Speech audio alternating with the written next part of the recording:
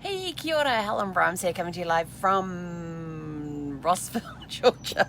Sorry, just a little mind blank. It's the beginning of the week, the end of the week, however, it's the weekend.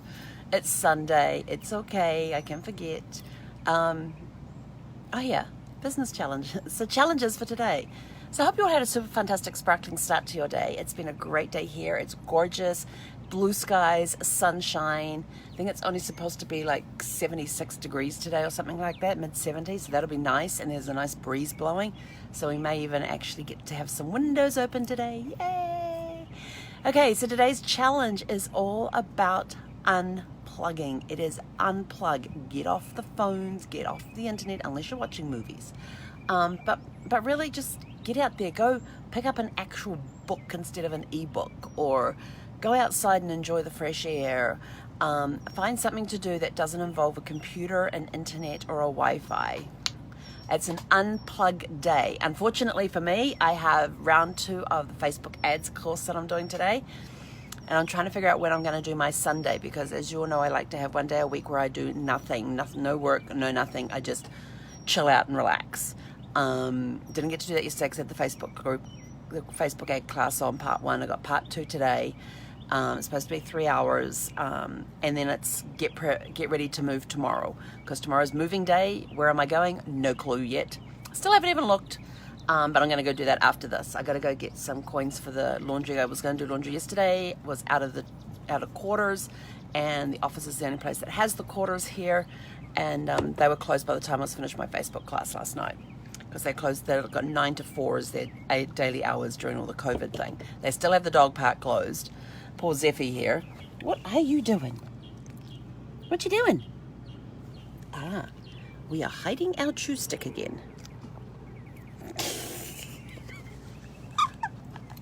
She doesn't like it when she puts it somewhere and thinks it's hidden, and then I go pick it up, and then she's now got to go find somewhere else to put it. Poor puppy. She's so confused at times. She actually almost got attacked today too. There was a black dog called Raven, and it had just a little white patch just under its throat here. Beautiful puppy. It was actually 6.5 years old. And I said to her, oh, is the dog friendly? And she goes, oh, yeah, she's crazy. And I thought, okay, my dog's a little crazy too. And I'm like thinking about it. She's like, but it's okay, it's okay. So I allowed Zeffy to slowly go up to this other dog, doing the slow dog thing, and sniff, and then Zeffy decided, oh, I like you, I want to play. So Zeffy kind of like puts her head up like, I want to play. This dog's bigger than her, and oh, you gotta watch this. See if she keeps doing it. Oh, she was using her nose to tuck it onto the picture there. I've still got to figure out where I'm going to put that picture. I'd like to put it on my door, but I have my map on the door, so I might see if I can take the map off and put it somewhere else. I don't know. It's supposed to be re-stickable, but I don't know. But the post-its the stick-ups can't go outside, so I'd like to stick it on the inside of my door. Maybe there is room for it, so that way when the door's open, people can see it. But yeah, so she goes up to this other dog and sniffs this other dog, and then puts her head up like, I want to play. Puts it and goes into total play mode. Her tail is like wagging like furiously. This other dog snarled and snapped at her. Fortunately, I was quick and yanked, and I'm always on guard when she's introducing herself to new dogs, and I quickly yanked her back, and then and we stood there and talked with the lady for a while, and this other dog just stood there quietly like nothing had gone on, and Zeffy was like, oh, she was just whining, and she just didn't understand why this dog didn't like her, and I said, well, it's like with people. Some personalities mingle, some personalities clash. You met a personality that clashes. And we walked on, and then we met up with a guy that we met yesterday when we were out walking, and he's an older guy. He's been living in this park, in this particular campground, for 21 years. I'm like, are you kidding me? And his wife has had dementia for the last 3 years, and he's having to deal with her by himself. He gets an hour break once a week to get away. Bless you. That came out of nowhere. He gets away once a week for an hour, and that's it. I says, no. I says, a caregiver, you got to get away more. He says, yeah, but he doesn't want people, with all the COVID stuff going on and his wife's health at the moment, he doesn't want people coming in and out of their RV. And I said, totally understand. So we stood there and talked for a bit, and but they spent 3 months in Alaska out of that 21 years with their RV. They live here in an RV for 21 years. I'm like, yeah, I can't live in one place for that length of time, especially in an RV. If I'm in an RV, I'm on wheels, I gotta move. Staying in one place for any length of time, it's really hard because you really, especially when you're mobile and you're in a vehicle that moves, like your house moves, and it's really hard to stay in one place. And I found that when we were back in San Diego for the holidays and stuff, I was at this one campground. I think I was there for like 2 months. It was driving me bonkers. Fortunately, I still have my car, so we're able to get out for the day and that sort of stuff. And I did some trips up to LA and during that time as well. But just staying in one place, I was itching so bad to get back on the road. I wanted to leave like mid-January, but I knew I had my grandson's birthday coming up. I had Brad's best friend's 60th birthday coming up. I could not leave before those. I just could not leave before those. And so yeah, and I can't imagine staying in one place in an RV for 21 years. Now, it sounds like they might have gone and done gone away for 3 months at a time and then come back again, but still, that's 9 months in one spot in an RV. Yeah, no. That doesn't work for me. Does that work for you, Zeffie? No? She's trying to figure out what happened to the RV next to us because it just left like 5 minutes ago, and there's another one 2 bays over that's all hooked up, ready to go. They don't have their sides in yet, so they're probably doing all their inside prep work. But by this time tomorrow, it's 10 o'clock, we will be on the road somewhere to somewhere. That's all I know. Thinking of heading, I'm looking at the map and stuff, and the 40's not that far away, and the last time I did the 40 with Brad was 10 years ago in June. So June 12th would be 10 years since we left Virginia. And I remember that day, so we were staying at the Town Place Suites. We had moved out of the house that week. The movers have been in, packed up everything. And I was still working, so Brad was in charge of all the packing and all of that sort of stuff. And we stayed at the Town Place Suite. I think we were there for like about a week. Might have been 5 nights or something. And we had Gus with us. And so Brad and Gus were basically...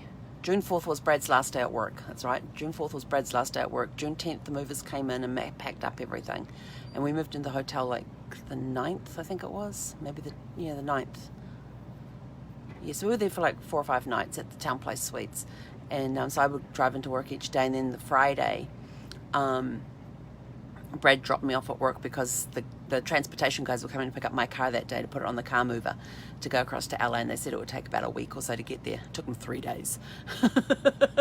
We thought we would be there before then, or arriving around the same time. 3 days. Fortunately, we had them dropping off at his brother's business, and he had a big area at the back. He was able to keep the car there for us till we got into town. But yeah, so it'd be 10 years ago on June 12th that we hopped in Brad's Yukon. Gus had the entire back area to himself except a small portion across the back. We had like laptops and the chili bin, the cooler, stuff that we couldn't put in the trailer, and that had to be air conditioned because we had a full U-Haul trailer on the back because we didn't know where we were going to be living. We're moving in with his mum. We're going to stay with his mum while we went house hunting and that sort of stuff. And then we hit the road, and I remember that day we packed up, we finished packing everything into the trailer, and we hit the road. We had to stop to drop off all the DirecTV boxes and stuff at the UPS store to get that. So we did that, and as we get back in the car, I said to Brad, I says, something I have to tell you. He goes, what's that? I said, you told me when I first moved here and had my first summer here that I would acclimate to the weather. He goes, yeah. I said, well, I've been in Virginia 13 years, and just to let you know, I never acclimated to the heat and the humidity. And I'm like dripping sweat because it was a hot day that day. The humidity index was high. I felt like I needed another shower, and we're about to get into a car for like 12 hours or something because we drove from Centerville. We went to, he's starting up 1-2 bays over. It's just started up so we can pull his sides in and his feet up. And we drove from Centerville, Virginia, across 66 West, down 81 South, onto the I-40 West to Knoxville, Tennessee. And we stayed, because I had to go see my friend Christy. She had just gotten married that April, and had also been in a bad car accident, so I hadn't seen her for a while. I hadn't met the new husband. And so I said to Brad, I says, right, that's where we're going to be staying. And he's like, fine. So we got there. It took us 12 hours to drive there. And so we finally got there into this hotel. It was a La Quinta. We're into this La Quinta hotel and got into our room, and the toilet didn't work. So they came up, and of course, you know, I kind of work in the hotel industry at that time. And I went down to the front desk and explained to them the toilet wasn't working and that we needed another room. So we don't have any other rooms. I said, then what are you going to do about the fact that we have no toilet? We cannot, I says, you cannot legally lease us that room without a working toilet. And he's sort of like, oh, well, let me talk to my manager and see what I have to do. And I'm like, you got to talk to your manager? Don't they train front desk people in some places? And so, yeah, they found another room for us directly across the hall. And it was, and the reason they told us they were sold out was because the room we were in was for those with pets. The one across the hall was not. And of course, we had the dog.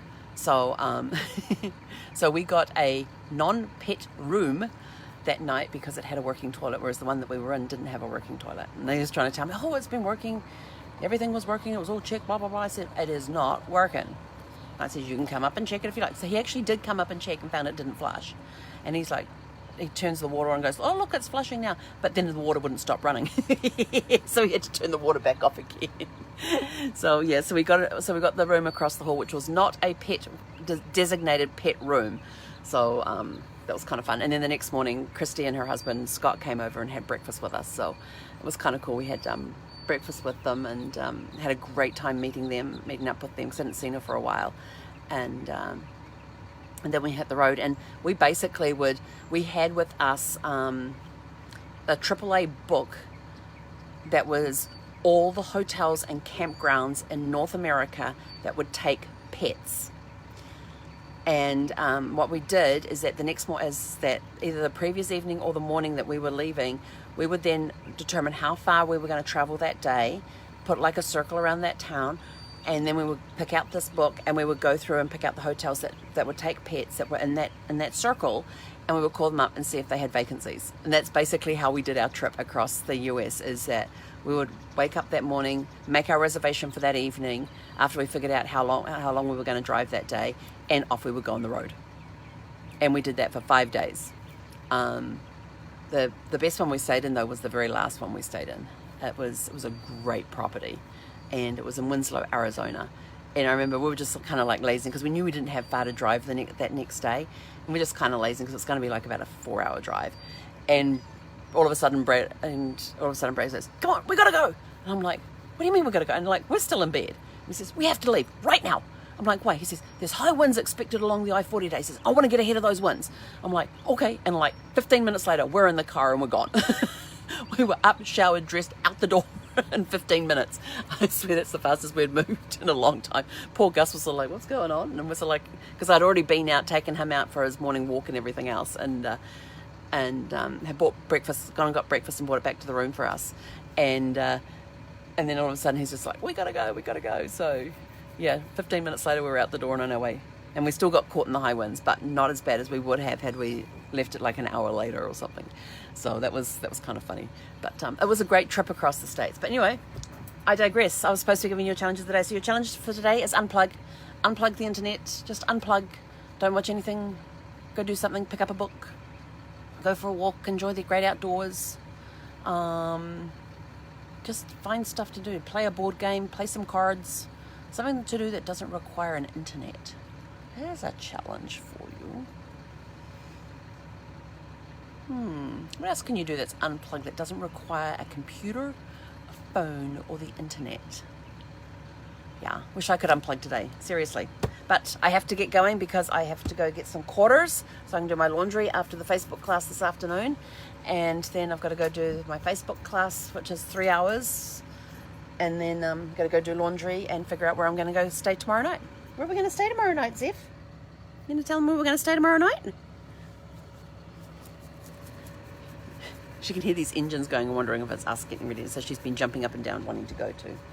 No, you don't get to go just yet. It's going to be us tomorrow. We'll already be on the road for at least an hour by this time tomorrow. Maybe we would have stopped and done a Walmart run because we haven't done grocery shopping in 2 weeks. But that's okay. We have eggs and we have tuna and we have protein shake and we have frozen fruits. And we have coconut water still. So we're in great shape because you can make fantastic meals with just the eggs, the tuna, the protein shakes.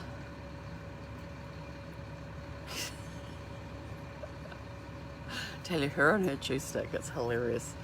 she'll hide it in different places about 5 times a day, even if she doesn't stop and chew it. I don't know where she's putting it now, but we'll figure it out later. But anyway, have a great day unplugging. I wish I could unplug today. I've got to figure out one day this week where I'm going to have a Sunday. I got to go look at my calendar and see which is my least busiest day where I don't have any appointments scheduled, so I can, or I only have work scheduled where I can say I'm unplugging that day. But I'm off to go get some quarters, learn more about Facebook ads, get some ads out and working, and see how we go, because the idea today is we actually learn to create the ads, and yesterday we were learning about the audience and targeting, and today we're on about creating the ads and actually putting them live, and then the next week is going to be monitoring that. We're doing it for a week, and then we'll come back next Saturday and see how we did with the ads, how they did. So yeah, so go and have a fun day unplugged. No internet, no multimedia, just find ways, board games, cards, get outside, go have a picnic. There's a great one. Go have a picnic, pack a picnic, go for a picnic. I mean, you can still maintain social distancing at parks and things. It's very easy to do. I mean, I live in campgrounds. It's very easy to maintain social distance. You want to talk to somebody at their site, you stand at the edge of the site, they sit in their site like halfway down on the outside there, underneath their awnings and stuff, and you can chatter away, and you've got like 10-20 feet of bed between you. It's awesome. Very easy to maintain social distancing in a campground. So go to the park, have a picnic, go play frisbee.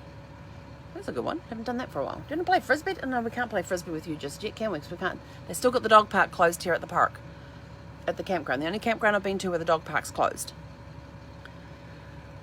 So like, you can't just tell people, you know,